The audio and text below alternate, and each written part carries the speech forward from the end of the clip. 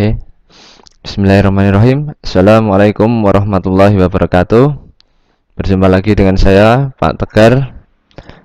Di sini kita nanti akan membahas tentang sebab berikutnya, yaitu tentang pertidaksamaan nilai mutlak. Oke, langsung saja. Sebelum kita belajar ini, alangkah baiknya kalian mengingat-ingat dulu materi sebelumnya, yaitu tentang persamaan linear, persamaan nilai mutlak. Ya, kalau persamaan nanti menggunakan sama dengan, kalau persamaan kita gunakan tandanya lebih besar lebih kecil. Nanti akan dijelaskan lebih lanjut di bab berikutnya, di slide berikutnya. Oke. Tujuan dari pembelajaran ini nanti adalah siswa dapat menyusun pertidaksamaan nilai mutlak satu variabel, yang kedua dapat menyelesaikan pertidaksamaan linear mutlak satu variabel. Itu ya. Ingat, jangan lupa, jangan menyerah untuk selalu rajin belajar. Walaupun kita masih dalam pandemi seperti ini, jangan sampai kita malas untuk belajar. Jangan sampai lagi alasan kuota yang terbatas untuk selalu belajar. Begitu ya. Oke, langsung saja kita ke materinya.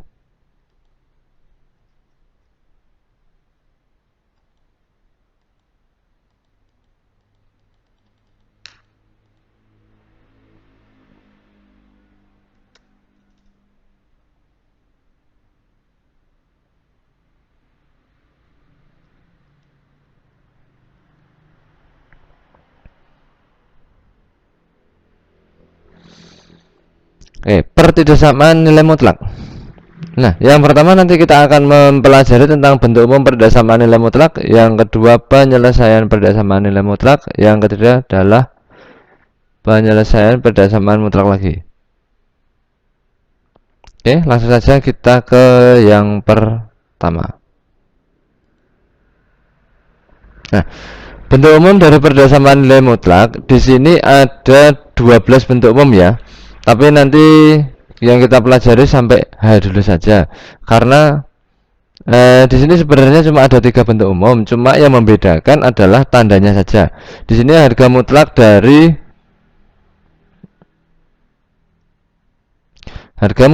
fx sama dengan lebih besar dari c.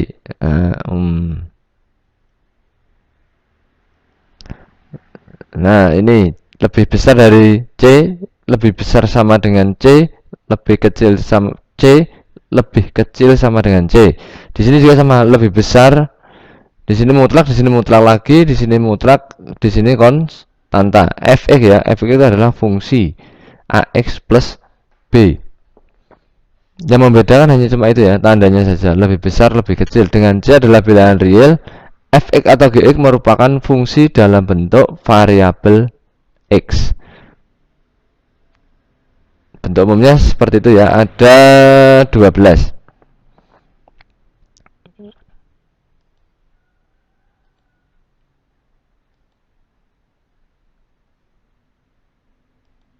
Oke, yang nomor 2, penyelesaian pertidaksamaan nilai mutlak. Misalnya harga mutlak x adalah nilai mutlak dari suatu bilangan real.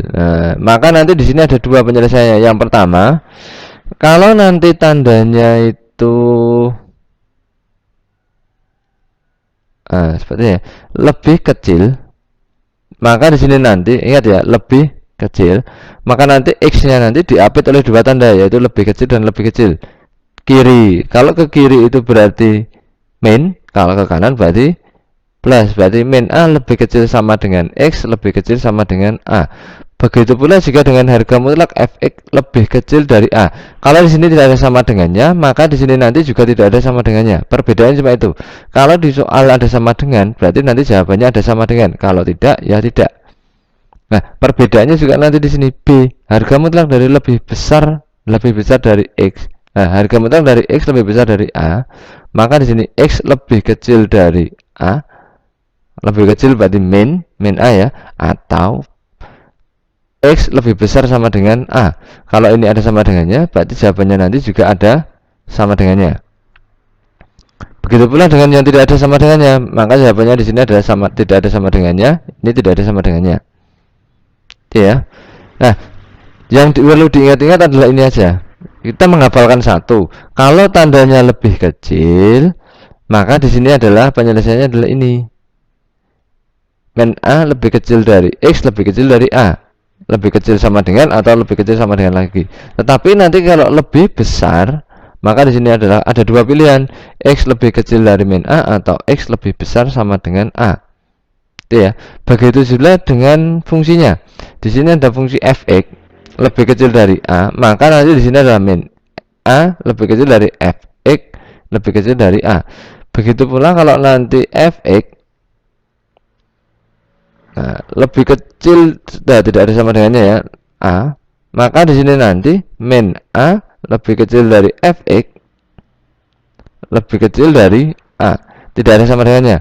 Terus kalau yang lebih besar sama dengan itu juga sama, tetapi nanti kalau tidak ada sama dengannya berarti harga mutlak dari fx lebih besar dari A, maka di sini nanti fx lebih kecil dari min A atau fx lebih besar dari A. Perbedaannya cuma situ saja, silakan dipahami terlebih dahulu. Kalau sudah, kita lanjut ke slide berikutnya.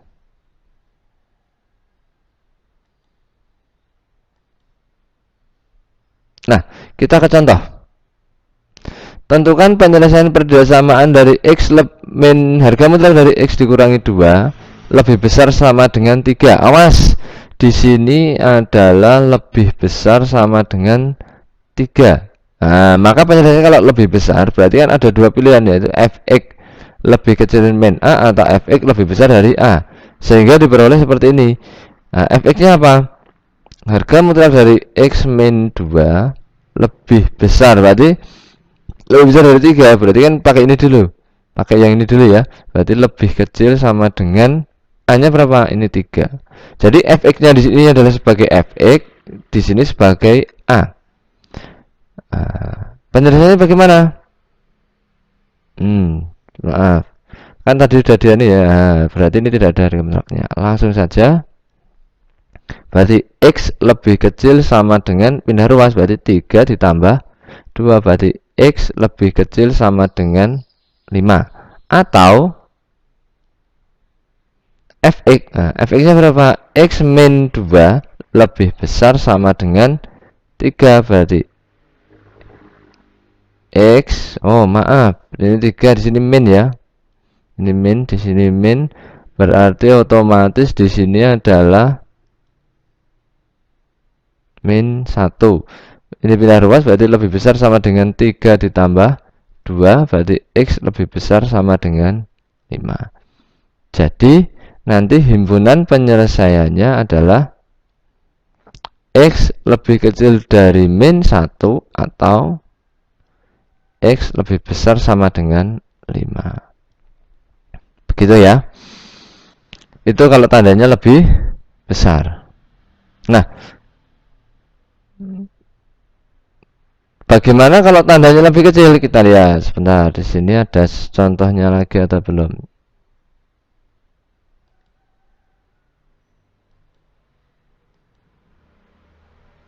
Oh, oke, kita kembali dulu. Nah, bagaimana kalau lebih kecil, Pak? Nah, kita lihat dulu. Di sini ini tidak ada ya, jangan saja tidak ada. Di sini saya contoh 2, contoh 1A.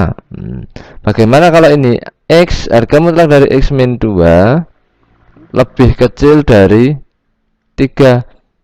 Bagaimana itu? Ya, tadi kan kalau lebih kecil berarti kan nanti fx sebentar orang. Nah, ini kan diupdate oleh dua tanda ya tadi ya.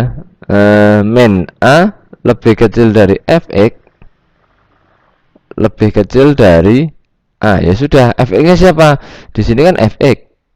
Di sini adalah A. Min A berarti min 3 lebih kecil dari X min 2 lebih kecil dari 3. Gitu ya. Penyelesaiannya beda dengan yang tadi. Oke, sekarang konstantanya siapa di sini? Konstantanya adalah min 2. Konstanta di sini konstanta kita pindah ruas. Ini pindah ruas ke kiri, ini juga pindah ruas ke kanan. Harus adil. Kalau di kiri dikurangi 2, berarti di kanan harus kurangi 2. Kalau kiri tambah 2, berarti kanan juga harus tambah 2. Berarti jadi bagaimana? Berarti min 3. Min 2 dipindah ruas menjadi plus 2 lebih kecil dari X lebih kecil dari 3 plus 2. Berarti di sini min 1 lebih kecil dari X lebih kecil dari 5. Ini adalah himpunan penyelesaiannya. Min 1 lebih kecil dari X lebih kecil dari 5. Nah, perbedaannya apa? Kalau tadi di sini, kalau yang besar tadi, nah, kalau yang di ini untuk grafik yang harga mutlak dari X min 2 lebih besar sama dengan 3. Kalau yang tadi berarti kan penyelesaiannya ke kanan dan ke kiri. Kenapa? Di sini min 1, di sini 5. Lebih besar dari 5, lebih kecil dari min 1. Tetapi kalau yang di sini harga mutlak dari X min 2 lebih kecil dari 3, maka garis bilangnya ini bolong, ini bolong. Kenapa? Karena tidak ada sama dengannya, berarti ini bolong. Min 1 di sini 5. Daerahnya itu yang di sini penyelesaiannya. Nah, bedanya cuma di situ. Kalau ini yang lebih besar berarti ke kanan ke kiri, tetapi kalau lebih kecil berarti yang di tengah. Oke, begitu nggih. Kita lanjutkan.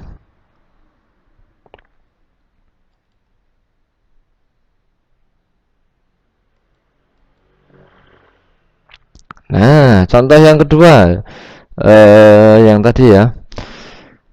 Tentukan penyelesaian dari 2x plus 1 lebih kecil dari 2x min 3. Oke, jawab. 2x min 1, 2x plus 1 lebih kecil dari 2x min 3. Oke, kedua ruas kita kuadratkan ya. Berarti nanti selanjutnya adalah 2x plus 1 kuadrat lebih kecil dari 2x min 3 kuadrat. Oke, kita kuadratkan berarti ini cara yang lebih sederhananya gini aja. 2x plus 1 kuadrat dipindah ruas berarti min dalam kurung, wah ini apa setengah ini, 2x min 3 kuadrat lebih kecil dari 0. Ingat yang dulu ya, ingat kalau saya punya A kuadrat min B kuadrat itu sama dengan A plus B A min B. Nah, berarti ini anggap aja ini A, ini B. Berarti, nah kita bikin dua kurung dulu aja. 2x plus 1 ditambah 2x min 3, nanti 2x plus 1 dikurangi 2x min 3. 2x ditambah 2x adalah 4x. Kemudian 1 ditambah min 3, 1 ditambah min 3 adalah min 2. Nah, kalau di sini nanti biar kelihatan, kalau di sini min kali ini adalah min 2x, min kali min adalah plus 3. Sehingga 2x dikurangi 2x adalah 0, 1 ditambah 3 adalah 4. Berarti kali 4 lebih kecil dari 0. Nah, ini kan tandanya persamaan. Kita buat harga nolnya, harga 0. Itu menjadi 4x min 2 kali 4 sama dengan 0. Artinya apa? Di sini nanti 4x min 2 sama dengan 0. 4x sama dengan 2, kita ke sini ya. Berarti x sama dengan 2 per 4. Berarti x sama dengan setengah. Nah, kalau di sini nanti kenapa kok ini tidak dikalikan? Kalau ke sini lagi tidak usah. Karena 4 sama dengan 0 itu kan salah. Jadi tidak usah diperhatikan. Nah, setelah itu kita buat garis bilangan. Karena penyelesaiannya cuma 1, maka kita carikan dulu garis bilangannya. Nah, garis bilangannya kan cuma 1. Tidak ada sama dengannya kan di sini, lebih kecil tok ya, berarti bolong. Sini setengah. Nah, sekarang kita ambil untuk membuktikannya. Kalau ke kiri, itu kan di sini ada 0 ya. Di sini ada 0. Kalau ke kanan di sini ada 1, ada 2, ada 3 dan seterusnya. Kalau ke kiri adalah min 1. Nah, kita ambil titik 0, maaf biar beda. Ambil X sama dengan 0 untuk membuktikan ya. Kita substitusikan ke sini, ke soalnya.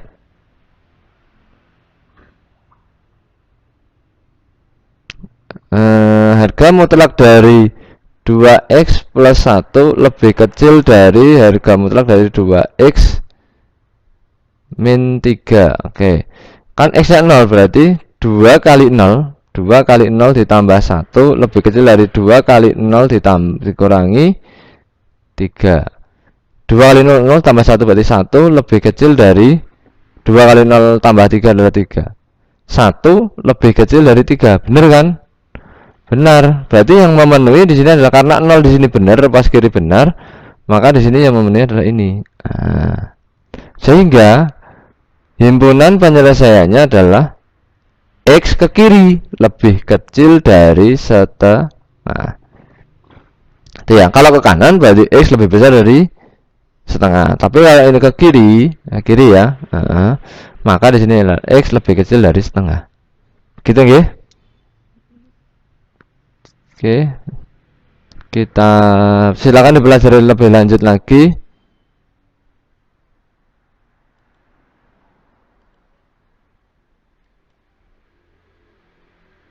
Oh, di sini penyelesaiannya, harusnya di sini penyelesaiannya ya. Tapi sudah saya selesaikan di sana tadi.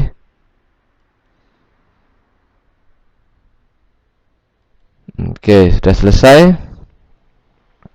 Oke, berarti tinggal latihan soalnya saja. Sebentar.